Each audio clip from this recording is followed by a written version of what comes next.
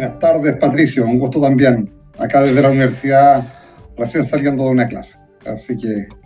Combatiendo la ignorancia, profesor. Hay que combatir la ignorancia, profesor. Está muy bien. Muy bien. Oye, bueno, estamos a menos de un mes, Mauricio, de la elección de los consejeros constituyentes. Y cuando hay avances de la comisión de expertos, ya han presentado de alguna manera parte de este trabajo que le encomendaron que tiene que ver con el concepto denominado bordes. La pregunta es, para empezar, digamos, es tremendamente simple. ¿Prendió esta elección o no prendió, Mauricio? Bueno, claramente no hay el mismo ánimo, ni la misma mística, ni la misma emoción. Tanto emociones pro como emociones contra, como el proceso anterior, que era un completa efervescencia, un proceso de completa efervescencia. Eso no pasó ahora, ¿de acuerdo? Y tiene que ver justamente que hay muchos más filtros, más prismas, hay un escenario probablemente más conocido, van a haber muchas menos sorpresas. Lo anterior era todo nuevo. Por lo tanto,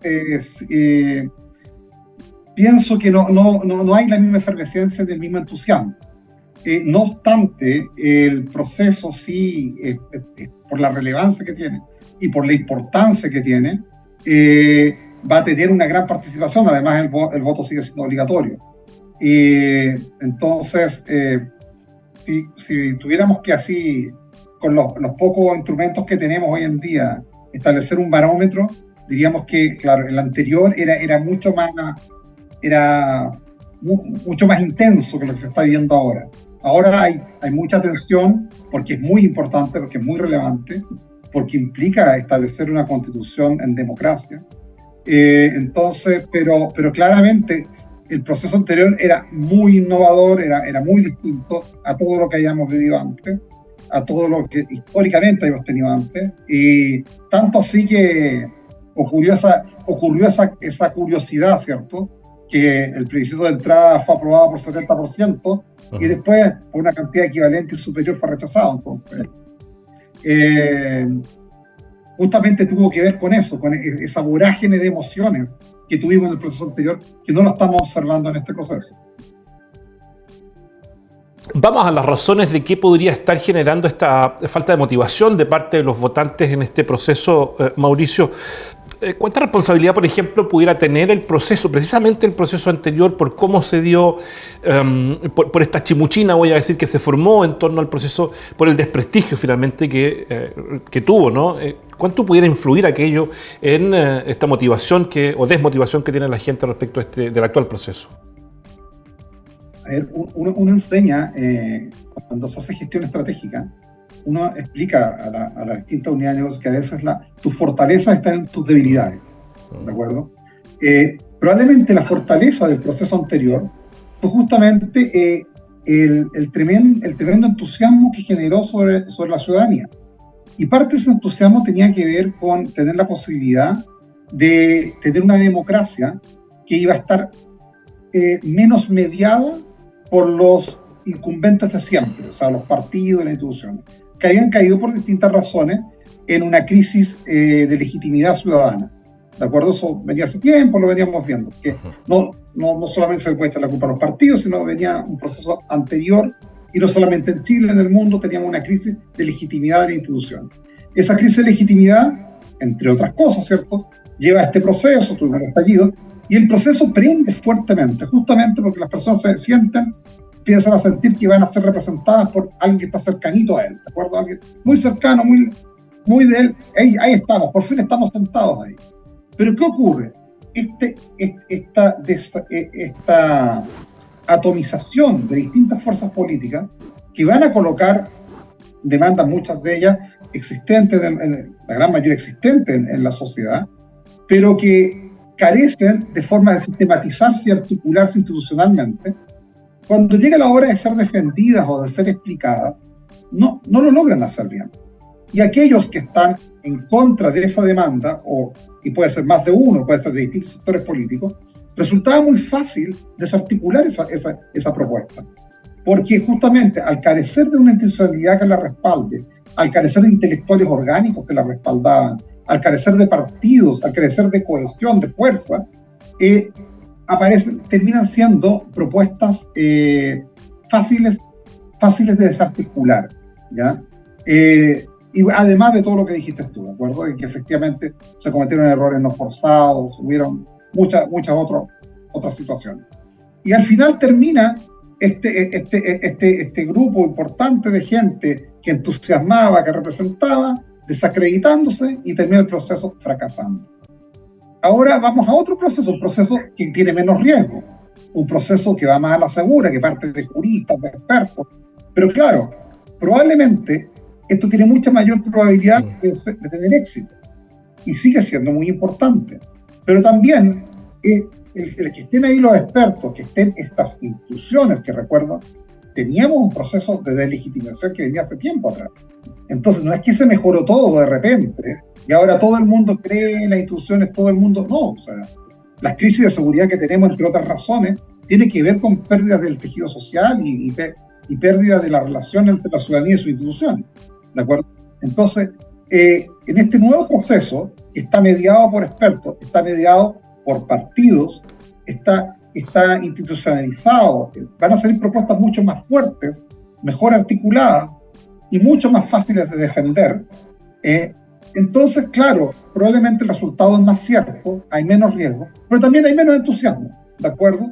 Que parece contraintuitivo esto, pero es así. Justamente la innovación que terminó generando el desconcierto y terminó siendo parte importante del fracaso del proceso, generaba la motivación. Y hoy día, tener un proceso de menor riesgo, con procesos probablemente más conocidos, con resultados más conocidos, genera una menor motivación y entusiasmo. Pero también pienso yo, por lo menos a los que creemos profundamente en la democracia, que es un proceso que nos va a permitir lograr una constitución, nos va a permitir renovar nuestro espacio político, nuestros acuerdos políticos, y eso es muy importante, justamente para dar legitimidad a los procesos de largo plazo que tenemos que ir construyendo en Chile. Bueno, tal como lo mencionabas tú, ¿no? Llegamos primero con carta blanca a elaborar el primer proceso, a elaborar la primera constitución a propósito del proceso constituyente, la elección de consejeros. Bueno, pasó eso para bien o para mal, y ya estamos embarcados en un segundo proceso. Entonces, recogiendo tus palabras, ¿de qué manera esta fortaleza podría transformarse en debilidad? Luego, el primer proceso dijeron, mira, hay que ponerle bordes a esto. Y están ahora construyendo los bordes en la comisión de expertos. Y te planteo el tema de la debilidad porque ¿cuánto puede efectivamente este tema de los bordes entusiasmar al votante pensando que va a tener libertad efectivamente ese consejero constituyente para poder redactar una constitución? A ver, los bordes justamente lo que te hacen es limitar, ¿de acuerdo? Limitar sobre lo que los expertos entienden que así debe ser. A ver, si aprendimos algo del proceso anterior, es que probablemente no todos estamos capacitados para hacer una constitución, ¿de acuerdo? Necesitamos tener asesores y necesitamos tener, porque no hay nada peor que establecer normas que no pueden ser cumplidas. Cuando tú haces constituciones, yo nombro siempre para los que son estudiosos de esto, yo no soy un especialista constitucional, pero sí en el área de ciencia política, el que es estudioso, dos constituciones que son interesantes de estudiar, es la de la República de Weimar, en Alemania, y la que terminó en el nazismo. Exacto. Y no terminó, los nazis no llegaron al poder porque hicieron un golpe de Estado, llegaron al poder primero por elecciones, ¿de acuerdo? Y se terminó en eso, con una constitución que era maravillosa, en cuanto a la forma como estaba redactada, los poderes, contrapoderes, etc. Sin embargo, tenía situaciones que generaban expectativas que no podían ser cumplidas. Y un pueblo que normalmente se genera expectativas que no puede cumplir cae en crisis, y esas crisis desencadenan en profundos problemas sociales. Otra constitución que pienso que es interesante de estudiar es la de Ecuador. Ecuador hoy día está en una gran crisis que nosotros aquí nos quejamos de seguridad, lo que pasa en Ecuador es elevado a enésima potencia. Bueno, y tiene una constitución que es maravillosa en cuanto al respeto al pueblo originario, el tema de la salud. Hay muchas cosas que son notables escritas en la constitución, pero muchas de esas son inalcanzables. Y eso va generando una suerte de desconfianza en el espacio político que se habita. Y la desconfianza y la frustración se transforma en rabia, en legitimidad, y para los que gobiernan, imposibilidad de gobernar. Entonces, de ahí la importancia de que sea no solamente cosas que creemos, pensamos que es lo mejor, sino que además estén hechas de tal forma que sea posible cumplirlas, y en el largo plazo. La idea es no estar cambiando constituciones todo el tiempo. Entonces, claro, este proceso de hacerlo con expertos, de establecer bordes que son de común acuerdo dentro de la institucionalidad vigente, desde mi parecer es positiva. Pero entiendo que si son las personas expertas, son las personas de siempre, una parte importante de la sociedad los puede ver como lejanos y le puede no entusiasmar, ¿de acuerdo? Pero creo que ahí está la labor de todos, de los que creemos en estos procesos democráticos, que entendemos la importancia de tener una constitución que nos represente, de entusiasmar a la gente. Es decir, que hay que tener una buena constitución, y hay que tener una constitución, que la que tenemos hoy día está demostrado. El estallido social fue una señal que nos demostró que no daba el ancho, porque hay cosas que esa constitución le quita herramientas y atribuciones al Estado que un Estado moderno actual tiene que tenerlas. Tiene que tener, independiente de la posición política que alguien tenga aquí, ya sea de izquierdas o derechas, ¿de acuerdo? Y todo lo que hay entre medio, ¿ya?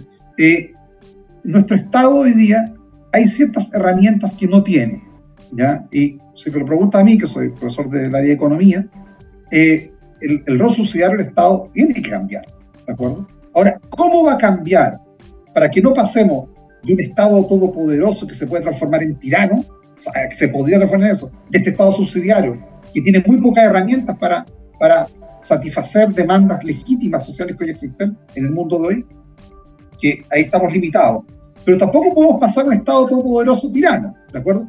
Y para eso son los expertos, para establecer los límites de hasta dónde puede actuar este Estado, satisfaciendo las legítimas demandas ciudadanas, pero sin generar estos estados terroríficos que terminan los sueños convirtiéndolos en pesadillas. Mauricio, me encantaría seguir conversando, pero nos queda poco tiempo. Nos vamos después a conversar con dos académicas australianas que están de visita en nuestra universidad. Siento yo que los políticos en general, a propósito de esta elección, tenían un elemento clave para comunicar a la población cuáles eran sus ideas en materia de nueva constitución, y de acuerdo a eso la ciudadanía puede elegir, evidentemente, a quienes la van a escribir, que es la franja televisiva. Sin embargo, cuando uno la ve, parece, digamos, una franja de elección municipal, es decir, de cualquier cosa, menos, o de cualquier elección, más que de cualquier cosa, menos de elección de consejeros constituyentes. ¿Cuál es tu mirada respecto de el aporte que debiera hacer la franja, efectivamente, en comunicación política, ¿no? Lamentablemente ahí estoy de acuerdo contigo. Lamentablemente digo porque me gustaría que fuera distinto, y además porque conozco gente muy capacitada que está ahí en este proceso. Claro, el problema es que ahí la contingencia se comió a lo importante, porque lo importante es hablar de lo político, de este marco político que vamos a construir para las próximas décadas. Eso es lo importante. Pero en la franja política estamos viendo efectivamente mensajes que tienen más que ver con la contingencia. Y eso genera una disonancia cognitiva tremenda, pero entiendo que lo hacen así, lo tienen que hacer así, porque es la forma como comunicar de manera efectiva para que este potencial votante se motive a ir a votar y vote por aquel que lo está llamando a votar. Entonces le está comunicando, claro, desde la mirada política profunda, como decías tú hace un rato, pasamos de lo trascendente a lo contingente. Claro, Lo contingente es lo que estamos tratando en la franja, pero la franja debería ser para tratar cosas trascendentes, porque la Constitución es trascendente. Entonces, estamos hablando de la fiebre y no de la enfermedad. Y yo entiendo que eso tiene que ver justamente porque la contingencia hoy día, en la urgencia de obtener los votos, se comió a lo trascendente, que es hablar sobre lo profundo, sobre cómo es la Constitución que queremos para los próximos. Eso debería ser de lo que estemos hablando. Pero estamos hablando de temas contingentes, de lo que ocurre hoy día en la agenda pública. Y claro, eso, desde mi punto de vista, no es bueno, pero entiendo que para quienes participan es necesario. Mauricio Partarribo, académico de la Facultad de Ciencias Jurídicas y Empresariales de nuestra Universidad de la Frontera, te agradezco muchísimo la conversación.